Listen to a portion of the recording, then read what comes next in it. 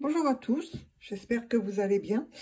Petite vidéo aujourd'hui pour vous présenter non pas des cartes ou des albums, mais ce que j'ai pu réaliser avec du papier scrap en objet de déco ou pour la vie de tous les jours. Ça permet un petit peu de faire passer quelques papiers parce que c'est vrai qu'on commence à... On en achète et on a pas mal de stock. Donc, première chose que je voulais vous montrer, vous reconnaîtrez très certainement, c'est le petit panier du tuto qu'a fait Créa Mélan. Petit panier pour Pâques, et bien moi je l'ai réalisé, mais pour mettre mes crayons, les derniers crayons que j'ai achetés chez Action. Voilà. Autre petite création, ce porte-téléphone à mettre sur le bureau. Voilà, il se présente comme ceci. Alors, je n'ai suivi aucun tuto. Je regardais un petit peu comment étaient faits les porte-téléphones que l'on peut trouver dans le commerce. Et voilà. Donc, avec les papiers de la collection botanique ou botanicale de chez Action, une des dernières collections. Alors, je le mets comme ceci. Et pour faire contrepoids, je mets ce porte-photo ici. Voilà. Et mon téléphone à cet endroit-là. Et c'est bien pratique, je l'avoue. Ensuite, j'avais acheté des toutes petites orchidées qui n'avaient pas de cache-pot. Donc, un petit cube avec de la dentelle, une petite décoration. Et voilà, ça m'a fait le cache-pot pour mes orchidées. Alors, j'ai celui-ci, vous voyez, il n'y avait pas du tout de cache-pot. Donc, hop, voilà. Donc, tout petit. Donc, j'ai fait celui-ci et celui-ci, mais l'orchidée commence à être...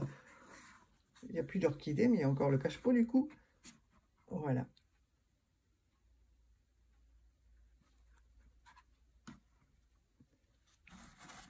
Donc, le cache-pot réalisé maison.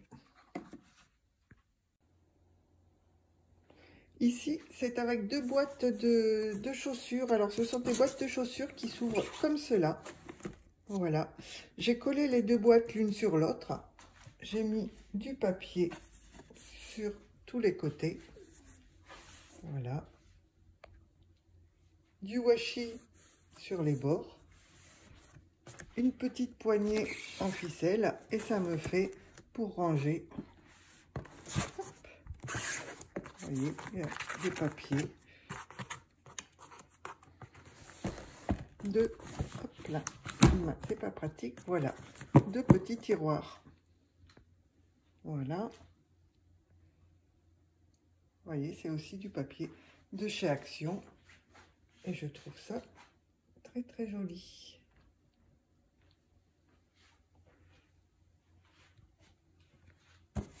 Et elles sont quand même assez grandes. Vous voyez, et même l'arrière est décoré. Également, j'avais des boîtes dans lesquelles il y avait des casques audio. Alors, les casques audio étaient dans des... Comme pour les boîtes de chaussures, ça faisait des petits tiroirs. Donc, j'en avais deux, je les ai collés l'une sur l'autre. J'ai mis du papier déco tout autour. Donc, toujours du papier de chez Action. Des petites fleurs. Et voilà. Hop, excusez-moi, je tremble un petit peu. Un petit peu de dentelle sur le haut. Et voilà.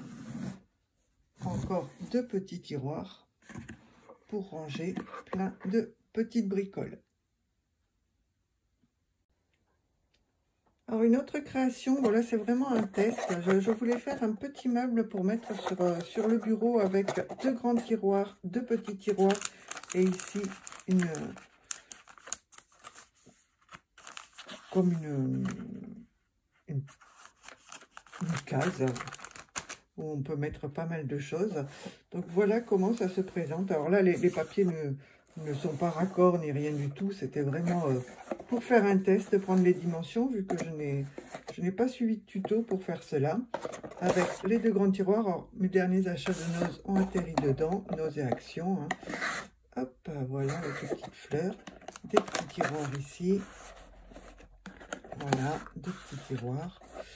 Donc maintenant que j'ai fait la structure, je pense que je vais le refaire en faisant une base en papier craft. Tout maté et doublé avec des papiers peut-être intérieurs et extérieurs, car c'est vrai, plus il y a de papier, plus ça va être rigide et solide. Et mettre des petites poignées au tiroir. Et puis voilà, et là le haut, comme je vous disais, on peut mettre, hop, ça tombe. C'est une petite case pour pouvoir ranger. Ben, vous voyez ici, j'ai mis les rubans, etc.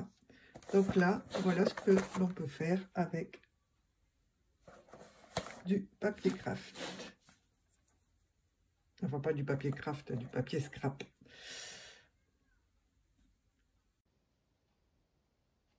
Voilà, j'espère que ces petites créations vous auront plu. N'hésitez pas à laisser vos commentaires et puis je vous dis à bientôt. Au revoir.